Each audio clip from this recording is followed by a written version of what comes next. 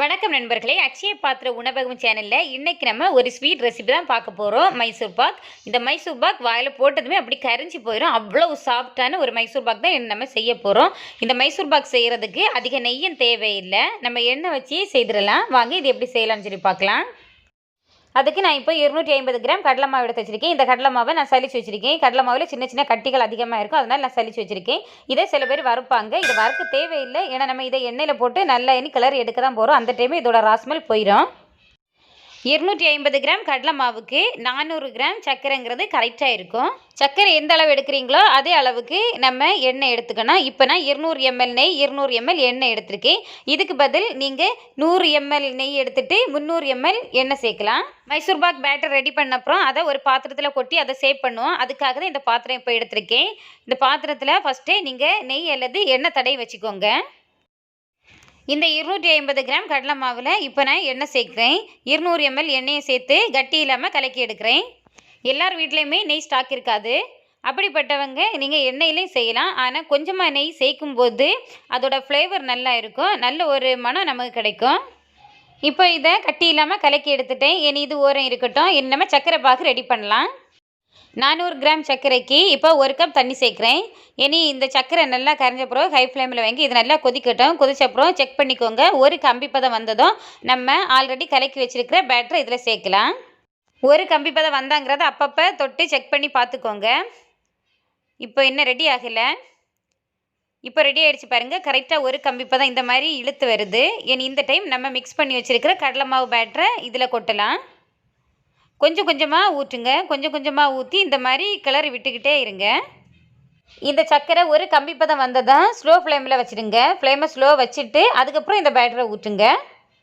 இந்த கடலை மாவு ஃபுல்லாக ஃபஸ்ட்டே நம்ம 200 ml எண்ணெய் சேர்த்துருக்கோம். எண்ணெய் சேர்த்து தான் இதை மிக்ஸ் செய்து வச்சுருக்கோம். அதனால் இப்போவுமே நமக்கு எண்ணெய் தேவைப்படாது. இதை இந்த மாதிரி நல்லா கிளறி விட்டுக்கிட்டே இருங்க. நம்ம சேர்த்த எண்ணெயெல்லாம் இந்த கடலை மாவு அப்படியே அப்சர்வ் பண்ணோம். அப்சர்வ் பண்ணிவிட்டு இது கொஞ்சம் லைட் எல்லோ மாதிரி ஆகும். அதுக்கப்புறம் நம்ம இதில் நெய் சேர்க்க ஆரம்பிக்கலாம். இப்போ நீங்கள் எண்ணெய் அதிகமாட்டி நெய் கம்மியாட்டி எடுத்தீங்கன்னா ஃபஸ்ட்டே எண்ணெயை சேர்த்து மிக்ஸ் பண்ணுங்கள். லாஸ்ட் டைம் நம்ம இதில் நெய் சேர்த்தா போதும். அப்போ தான் அதோட ஃப்ளேவர் அப்படியே அதில் நிற்கும். நம்ம மைசூர் பாக் சாப்பிடும்போது கூட அந்த நெய்யோட ஸ்மெல் நமக்கு வரும். அப்போ அது நல்லா இருக்கும். இன்னும் மைசூர் பாக் செய்யும்போது அடிக்கனமான பாத்திரமாக பார்த்து எடுத்துக்கோங்க. அப்போ தான் அடியில் ஒட்டாமல் நமக்கு கிடைக்கும். இப்போ மேலே நிறைய பபிள்ஸ் வருது பாருங்கள். பபிள்ஸ் வருது, கூடவே கலரும் கொஞ்சம் சேஞ்ச் ஆகியிருக்கு. இந்த டைம் நம்ம எடுத்து வச்சுருக்கிற நெய்யை கொஞ்சம் கொஞ்சமாக சேருங்க. 200 ml ஒரே நேரமாக சேர்க்காம கொஞ்சம் கொஞ்சமாக சேர்த்து இந்த மாதிரி மிக்ஸ் செய்து கொடுத்துக்கிட்டே இருங்க. நம்ம இப்போ இதில் சேர்த்த நெய்யெல்லாம் இந்த கடலை மாவு அப்சர்வ் பண்ணுறது வரை இதை நல்லா மிக்ஸ் செய்யுங்க. இது நல்லா அப்சர்வ் பண்ண அப்புறம் மீதி இருக்கிற நெய்யை இதில் கொஞ்சம் கொஞ்சமாக நம்ம இதில் சேர்க்கலாம். இப்போ நீங்கள் 1 கிலோ கடலை மாவுக்கு மைசூர் பாக் செய்கிறீங்கன்னா அதில் 1.5 கிலோ சர்க்கரை சேருங்க. அப்புறம் 1.5 லிட்டர் நெய் அல்லது எண்ணெய் அல்லது இந்த ரெண்டையும் மிக்ஸ் பண்ணி அப்படி சேர்த்துக்கோங்க. 200 ml நெய்லேயே இப்போ கொஞ்சம் மட்டும்தான் மீதி இருக்குது. அதே எண்ணி ஊற்றலாம். அதுக்கு முன்னாடி இதோட கலர் நல்லா சேஞ்ச் ஆகிடுச்சு பாருங்கள். லைட் எல்லோ கலர் ஆகிருக்கு. இப்போது நான் எடுத்து வச்சுருந்த 200 ml நெய்யும் இதில் சேர்த்து மிக்ஸ் செய்து எடுக்கிறதுக்கு எனக்கு கரெக்டாக 25 நிமிஷம் ஆகியிருக்கு. இனி லாஸ்ட்டாக கொஞ்சம் மட்டும் நெய் இருக்குது, அதை இனி இதில் சேர்க்கலாம். இப்போவுமே இது நல்லா திரண்டு வருது பாருங்கள். இனி கொஞ்சம் மட்டும்தான் நெய் இருக்குது. 200 ml கொஞ்சம் மட்டும் நெய் இருக்குது, அதையும் இதில் சேர்க்குறேன். சேர்த்து கரெக்டாக 1 நிமிஷம் இந்த மாதிரி மிக்ஸ் செய்துட்டு உடனே ஃப்ளேம் ஆஃப் பண்ணுங்கள்.